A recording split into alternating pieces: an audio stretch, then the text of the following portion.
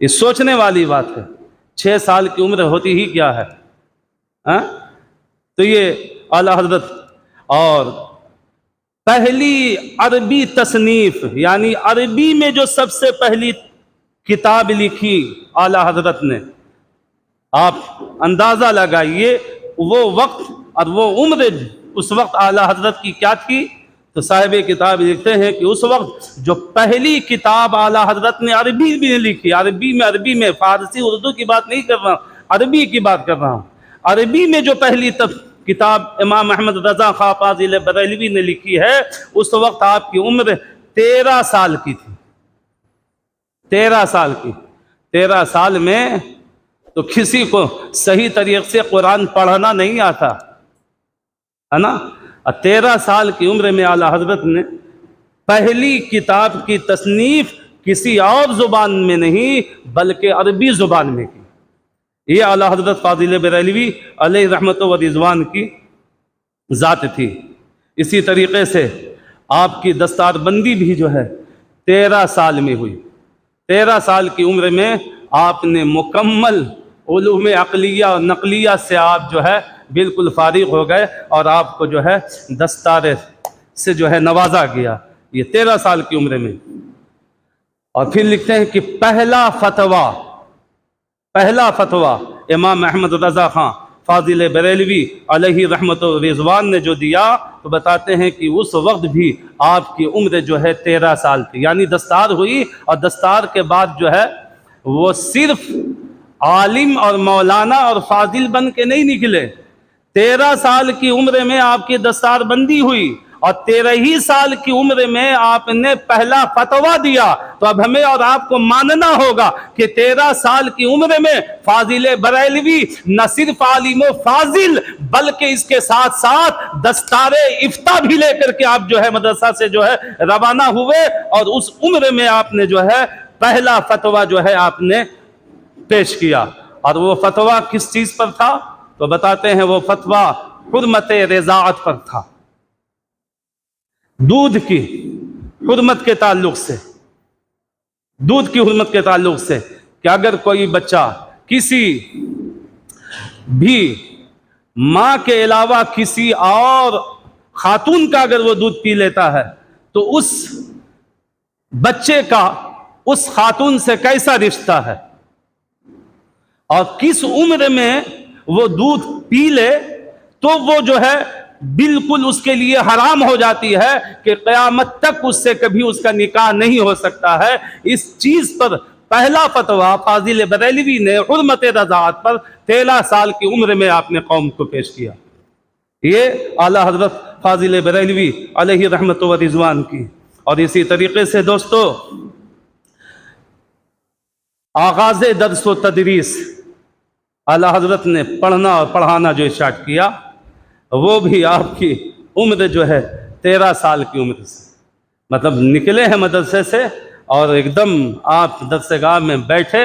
اور ان تمام کتابوں کو پڑھانا شروع کیا. ورنہ ہم نے بہتوں کو دیکھا ہے اور دیکھتے ہیں،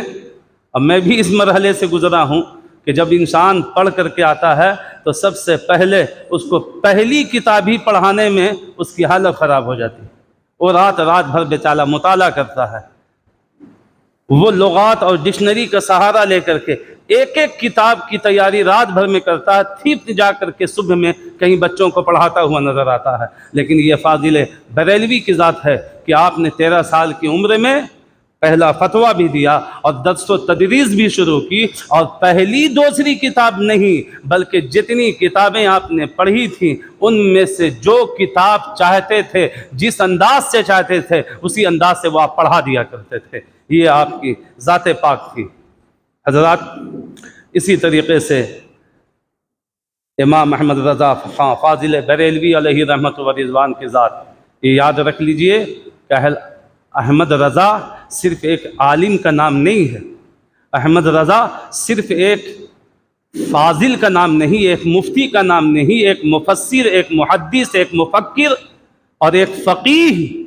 کا ہی نام نہیں ہے. امام احمد رضا کو جب انسان پڑھتا ہے ان کی تعلیم کو تو بیک وقت انہوں نے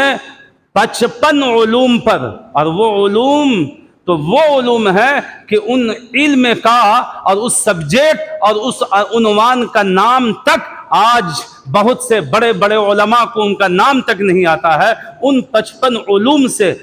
مکمل طریقے سے اعلیٰ حضرت فاضل بریلوی علیہ رحمت و رضوان اس پر مکمل مہارت تامہ رکھا کرتے تھے۔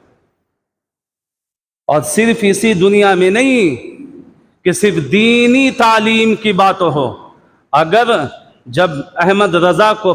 پڑھا جائے تو امام احمد رضا صرف خالی عالم فاضل اور مفتی محدث مفسر اور جو ہے مفکر کا نام نہیں، اور صرف یہی نہیں بلکہ احمد رضا کو اگر پڑھا جائے تو وہ اپنے وقت کے ایک مائع ناز سائنسداں بھی ہے امام احمد رضا خان فاضل بریلوی علیہ رحمت و رضوان کی ذات۔ ساری دنیا جنہوں نے کہا کہ زمین متحرک ہے، زمین حرکت کرتی ہے، زمین گھومتی ہے، تمام سائنسدانوں نے اپنے اپنی کتابوں میں، جو لوگ اسکول سے کی تعلیم سے جو ہے واقفیت رہتے ہیں وہ خوب جانتے ہیں، جب امام احمد رضا نے قرآن کے حوالے سے جب پیش کیا ہے اور یہ کہا ان اللہ یمسک السماوات والارض ان تزولا ولئن زالتا ان امسکہما من احد من بعدہ انہ کان حلیما غفورا، اور پھر آگے فرمایا والشمس تجری لمستقر لہا، کہ حضرت فاضل بریلوی نے قرآن و حدیث سے یہ ثابت کیا کہ جو تم کہہ رہے ہو کہ زمین اور پرتھوی گھومتی ہے یہ سراسر باطل ہے، بلکہ اعلیٰ حضرت فاضل بریلوی قرآن و حدیث کی روشنی میں جو ہے اپنے سائنس کو بھی جو ہے قوم کے سامنے پیش کیا، اور قرآن و حدیث اور اپنی عقل سے یہ ثابت کیا، اور اس وقت کے بڑے بڑے سائنسدانوں جو ہے اس بات کو تسلیم کیا کہ احمد رضا جس چیز کو قرآن و حدیث اور اپنی عقل سے ثابت کر رہا ہے یقیناً جو ہے گردش کرنے والی یہ زمین نہیں ہے بلکہ یہ سورج اور چاند ہے جو ہے گردش کرتا ہے، زمین تو ساکن ہے، زمین تو اپنی جگہ پر ٹھہری ہوئی ہے۔ یہ قرآن و حدیث سے امام احمد رضا فاضل بریلوی نے ان چیزوں کو ثابت کیا۔ حضرات ان کو آپ پڑھیں تو ایسا شاعر آپ کو نہیں ملے کہ ان کے وقت کے مائع ناز شاعر جب ان کے کلام کو جب ان تک پہنچے جو اپنے وقت کے مائع ناز شاعر تھے تو اعلیٰ حضرت کی بارگاہ میں جو ہے یہ ان کے شعر و شاعری کو پڑھنے کے بعد کہتے ہیں کہ ملک سخن کی شاہی تم کو رضا مسلم جس سمت ملک سخن کی شاہی تم کو رضا مسلم جس سمت ہو گئے ہو سکے بٹھا دیے ہو۔ یہ وقت کے مائع ناز شاعر نے جو ہے امام احمد رضا خان فاضل بریلوی تعلق سے یہ شعر پیش کیا تھا۔ یہ اعلیٰ حضرت کی ذات ہے، آپ جس میں آپ لے لیں، جس طریقے سے جس اینگل سے آپ پڑھنا چاہیں، آپ امام احمد رضا کو آپ پڑھ کر کے دیکھیں، شاندار مفسر، شاندار جو ہے محدث، شاندار جو ہے کسی نے جو ہے وقت کے مائع ناز محدث جنہیں محدث سورتی کہا جاتا تھا، سورت کے اور محدث اعظم تھے اس وقت کے، یہ ان سے کسی نے پوچھا کہ امام احمد رضا جو محدث ہیں اور آپ محدث ہیں، آپ دونوں میں سے بڑا کون ہے؟ چونکہ وہ آپ بہت بڑے محدث تھے اپنے وقت کے، ان سے پوچھا کہ یہ امام احمد رضا کا علم حدیث میں کیا مرتبہ مقام تھا، وہ آپ کے برابر تھے؟ کسی نے پوچھا ان سے، وقت کے مائع ناز مفتی محدث اعظم سے، ان سے جب پوچھا گیا کہ کیا امام احمد رضا علم حدیث میں آپ کے برابر تھے، انہوں نے کہا نہیں، انہوں نے کہا نہیں، اور نہیں کہنے کے بعد جو ہے یہ کہا کہ یہ مت سمجھ لینا کہ ہم نے جو نہیں کہا ہے تو اس کا مطلب یہ ہے کہ احمد رضا ہمارے مقابلے کے نہیں ہیں، بلکہ اس نہیں سے یہ سمجھو کہ میں احمد رضا کے مقابلے کا نہیں ہوں، میں ان کے مقابلے کا نہیں ہوں۔ یہ وقت کا محدث اعظم ہند جو ہے یہ کہہ رہا ہے۔ اور حضرات جب امام احمد رضا خان فاضل بریلوی علیہ رحمت و رضوان کی ان کی جب زندگی کو پڑھیے گا تو آپ حیرت زدہ رہ جائیے گا، حیرت زدہ ہے نا۔ ایک بہت مشہور و معروف فتویٰ ہے کی کتاب ہے جس کو کہتے ہیں فتاوی عالمگیری، ہے نا، بہت مشہور فتاوی عالمگیری۔ حضرت اورنگزیب علیہ رحمت و رضوان نے اپنے دور حکومت میں 300 عالم کو، وقت کے مائے ناز، اس وقت میں جو سب سے جید عالم تھے آپ کے سلطنت میں، اس وقت 300 عالم کو آپ نے اکٹھا کر کے ساری فراوانی دی تھی۔ یعنی ہر اس 300 عالم کے لیے 2-2 3-3 4-4 خادم تھے اس کی خدمت کے لیے، کسی طریقے کی کوئی تکلیف نہ ہو ان عالموں کو۔ 100 عالم، اور 100 عالموں پر ہزاروں ہزار خدام۔ وہ اپنی قلم میں سیاہی بھی خود نہیں بھرتے تھے، بلکہ عالمگیر علیہ رحمت و رضوان نے جو خادم رکھا تھا ان عالموں کے لیے، وہ خادم جو ہے ان کی قلم کو سیاہی سے بھرا کرتے تھے۔ ایسی فیسلٹی دی گئی تھی 300 عالموں کو، تو نہ جانے کتنے سالوں میں اتنی فراوانی کے بعد کہ ہر طرح کی جو ہے آسائش، کھانے پینے کی آسائش، خدام کی آسائش، ہر طریقے کی جو ہے فیسلٹی، تمام چیزیں مہیا دستیاب، سب چیزیں آپ کے پاس دستیاب، اور 300 عالم یہ ساری آسائش کے بعد نہ جانے کتنے سال کے بعد ایک فتویٰ کی کتاب فتاوی عالمگیری وجود میں آئی۔ اور امام احمد رضا خان فاضل بریلوی کو اگر پڑھیے تو کسی قسم کی کوئی آسائش نہیں، کوئی خادم نہیں، کوئی نوکر نہیں، کوئی آسائش نہیں، بادشاہ کی کوئی مدد نہیں، کسی طریقے کی ان پر جو ہے کسی طریقے کی کوئی بھی ان کی مدد نہیں، اور کوئی پوچھنے والا نہیں، اور ایک بند کمرے میں بیٹھ کر کے احمد رضا نے فتاوی رضویہ جو پیش کیا ہے وہ حیثیت رکھتی ہے کہ ایک طرف جو ہے ان 300 عالموں کی کتاب جو مل کر کے انہوں نے ساری اشائش کے بعد لکھا ہے، اور ایک طرف فتاوی رضویہ کو رکھا جائے اور پھر موازنہ کیا جائے، تو پھر وقت کا پڑھا لکھا شخص جو ہے وہ خود فیصلہ کر کر کے بتائے گا کہ کون کس مزاج کا اور اللہ نے کس کو کس طریقے سے نوازا تھا۔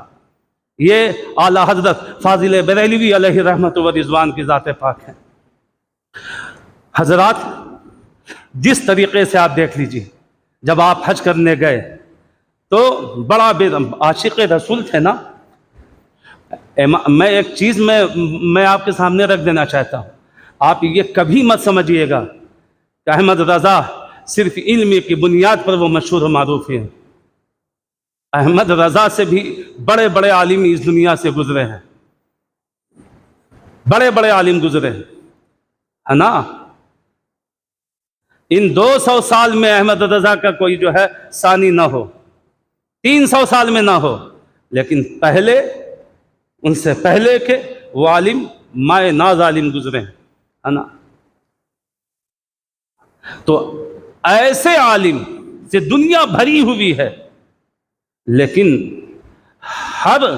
شخص اس طریقے سے مشہور و معروف نہیں ہوا۔ اعلیٰ حضرت اتنے معروف و مشہور کیوں ہوئے؟ آپ کہو گے علم سے، بالکل غلط بات ہے۔ میں نے کہہ دیا کہ اگر بہت زیادہ تو 300 سال تک پیچھے جائیے تو ہو سکتا ہے امام احمد رضا کا ثانی نہ ملے، لیکن اور پیچھے جائیے تو پھر وہ شخصیتیں ملتی ہیں جن کا سہارا خود احمد رضا نے لیا۔ بڑے بڑے عالم، لیکن کوئی مشہور و معروف نہیں ہوا۔